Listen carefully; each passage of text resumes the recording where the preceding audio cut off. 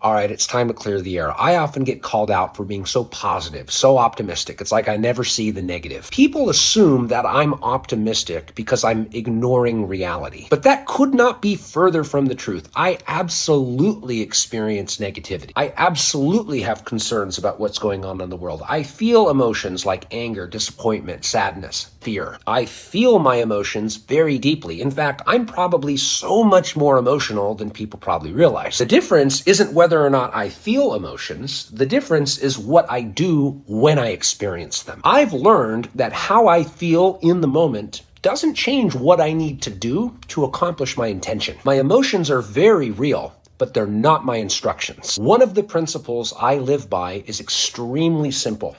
I'm in charge of my mind, therefore, I'm in charge of my results. The moment I hand over control of my thinking to my emotions, I'm also handing over my future. Here's something we've all experienced. What you consistently focus on becomes more of what you believe to be true. If you spend your days collecting evidence that everything is going wrong, your mind starts building a story that everything is going wrong. And once that story becomes real to you, you'll overlook the opportunities, the progress, the good people, and the possibilities that are right in front of you. Not because they're not there, but because you stopped looking for them. Does that mean I ignore problems? Absolutely not. I look at a problem, I acknowledge how I feel, I allow myself to feel an emotion if it comes up, and then I ask a different question. What action increases the predictability of success? Emotions are extremely valuable. They give us some really good information, but they should never be the steering wheel. They can sit in the passenger seat. They just don't get to drive. So yes, I am positive. I am optimistic, but not because my life is free from negativity, not because I don't feel difficult emotions, but because I've learned to manage my perception